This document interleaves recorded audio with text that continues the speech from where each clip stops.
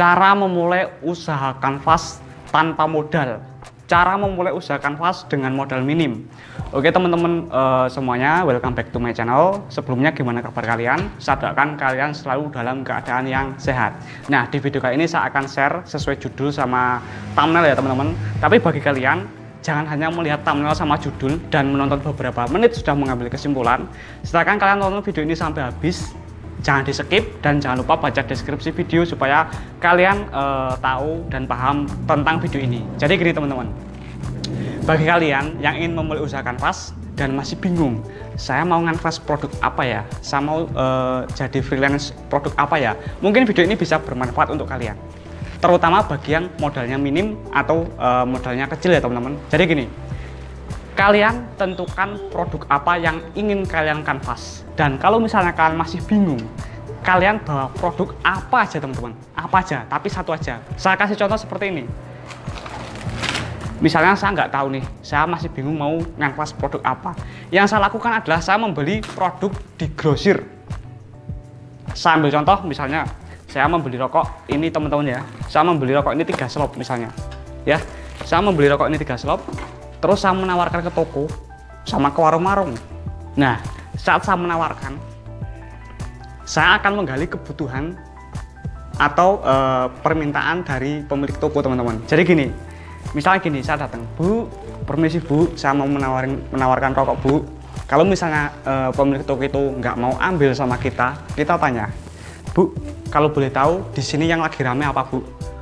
Untuk produk rokok yang paling rame apa? Untuk produk kopi yang paling rame apa? Untuk deterjen yang paling rame apa? Kalian tanya, ya. Terus kalian gini Bu, kalau misalnya saya bisa kasih Ibu harga yang lebih murah, mau nggak Ibu kalau ambil sama saya? Pasti mau teman-teman. Yang namanya pemilik toko, kalau misalnya dikasih harga murah, itu pasti mau, apalagi produknya itu memang produk yang laris. Itu poin pertama, cara mengetahui produk yang pasti laku. Oke, jadi kita ngobrol sama pemilik tokonya, kita gali ya teman-teman, produk apa di sini yang fast moving, yang slow moving, kalian gali teman-teman. Itu yang pertama. Terus berikutnya yang kedua adalah usahakan pemilik toko itu membeli produk yang kalian bawa. Ya, usahakan membeli walaupun hanya beberapa. Yang penting beli. Kenapa? Jadi gini, untuk menjadi seorang freelance itu gini teman-teman, usahakan satu peluru satu nyawa. Maksudnya seperti ini, setiap kalian datang ke toko, usahakan toko itu harus membeli, gimana pun caranya. Ya mungkin kalian akan bilang, kalau ngomong gampang bang. Ya memang kalau ngomong gampang teman-teman, tapi gini, kalau misalnya kita mempunyai strateginya, kita tahu caranya, pasti bisa teman-teman. Lah caranya seperti apa? Ya, yang pertama, kalian bisa tonton video-video saya teman-teman yang ada di deskripsi, tonton lewat playlist supaya mudah ya teman-teman. Saya sudah pernah share tips-tips melakukan NOO atau melakukan sell in. Jadi gini, yang namanya berjualan itu adalah seni ya. Tidak semua orang itu bisa berjualan, tidak semua orang itu bisa menjadi sales. Ya, seperti itu teman-teman. Jadi silahkan kalian pelajari caranya yang sudah saya share di playlist di deskripsi ini. Siapa tahu video-video itu bisa bermanfaat untuk kalian. Seperti itu teman-teman. Nah tapi gini, sebenarnya tanpa kita semua sadari, sebenarnya kita semua itu adalah sales. Kata siapa mas? Saya bekerja di pabrik, saya nggak berjualan. Nah betul, that's true, itu betul.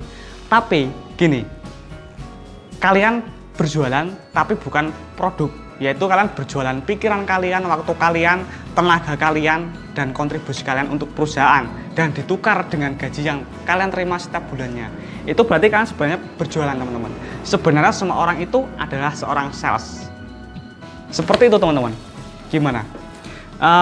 Kalau misalnya penjelasan saya ini ada yang membingungkan, silakan kalian tulis di kolom komentar kata-kata mana yang membingungkan. Oke? Nah terus begini teman-teman, saat kalian menggali kebutuhan sama pemilik toko, kalian datang ke toko, terus kalian survei produk apa yang laku Bu, produk apa yang laku Bu. Setelah itu langkah berikutnya adalah kalian mencari link produk tersebut teman-teman. Misalnya gini, saya bawa rokok ini misalnya, sama misalnya kopi ini teman-teman. Terus saya tanya, Bu, kopi di sini yang lagi rame apa?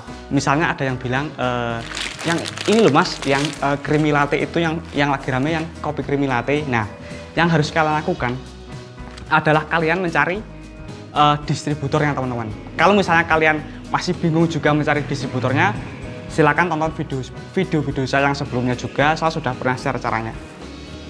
Kalau misalnya kalian kesusahan mencari distributor, kalian bisa mencari di grosir. Oke, terus kalian ngobrol, kira-kira saya bisa dapat harga berapa? Soalnya ini saya mau jual lagi teman-teman. Seperti itu. Kalian datang ke grosir, kalian ngomong, Pak, di sini kalau misalnya saya ambil kopi creamy latte perentengnya berapa? Ini mau saya jual lagi ke toko atau ke warung. Seperti itu teman-teman. Kalau kalian masih bingung, kalian bisa beli lewat toko online saya untuk produk rokok sama produk kopi. Kalau misalnya kalian mau, kalau nggak mau nggak apa-apa. Kalian bisa cari di grosir di kota kalian. Seperti itu teman-teman.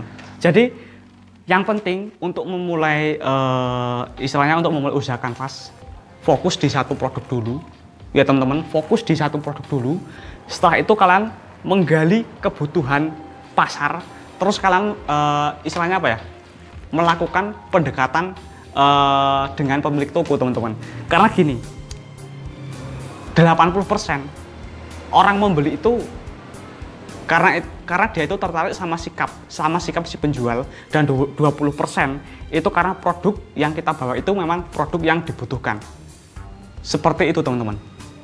Jadi sebenarnya produk apapun produknya itu sebenarnya tidaklah penting teman-teman. Kenapa? Karena produk hanyalah sebuah alat supaya kita itu bisa ngobrol sama si pemilik toko. Nah, jadi istilahnya produk ini hanya sebatas media teman-teman. Yang penting kita, Bu, saya mau nawarin rokok Bu, seperti itu ya teman-teman. Nah, setelah itu kita bisa ngobrol, kita bisa memulai percakapan, kita bangun yang namanya kedekatan teman-teman. Tapi di sini kedekatan yang dimaksud adalah kedekatan antara seorang sales dan pemilik toko teman-teman. Karena yang namanya pemilik toko kalau sudah cocok sama si sales itu misalnya nih biasanya membawa rokok, terus paginya membawa kopi, pasti dibeli teman-teman. Apapun produk yang dibawa pasti akan dibeli walaupun hanya sedikit. Karena 80% orang membeli karena lebih tertarik kepada siapa yang menjual daripada apa yang dijual. Itu saya sudah buktikan sendiri teman-teman.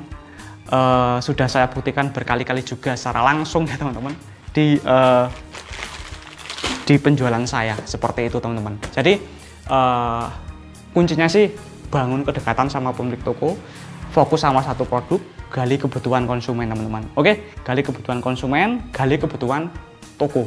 Maksudnya menggali kebutuhan konsumen itu gini, kebutuhan toko. Jadi gini, Mas bisa nggak saya dicarikan produk rokok yang harganya itu per slopnya itu murah, yang saya bisa jual ecerannya itu Rp5.000. Nah itu kan bisa diartikan itu adalah kebutuhan pemilik toko atau kebutuhan konsumen. Kenapa? Karena rokok tersebut itu laku.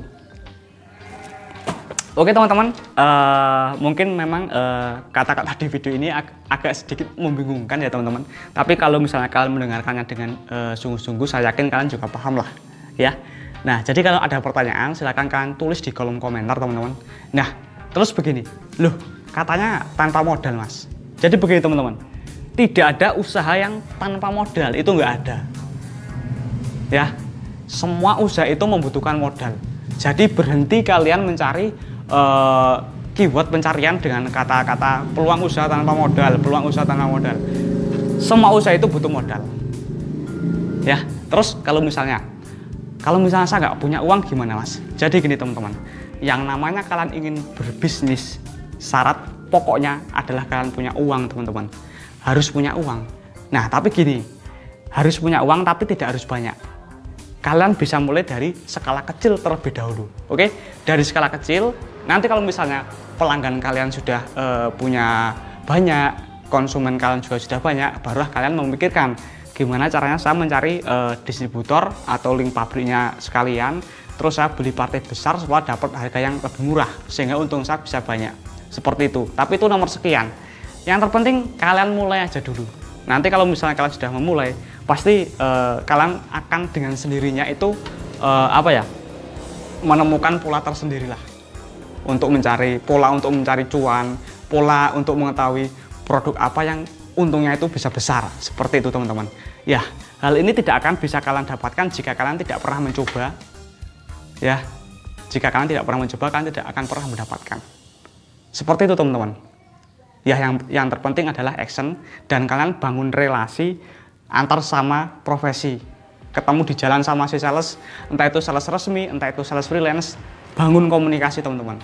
Ikuti grup-grup di Facebook, di sosial media yang membahas tentang sales, terutama grup-grup yang ada di kota kalian. Seperti itu sih kalau misalnya menurut saya teman-teman.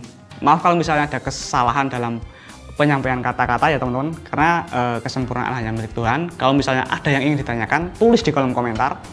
Jangan lupa kalau misalnya ingin melihat saya live streaming ataupun aktivitas keseharian saya, silakan kalian bisa follow IG saya bangkit_real. Linknya juga ada di deskripsi video ini. Terima kasih yang sudah menonton video ini sampai habis. See you next time. Sampai jumpa di video selanjutnya.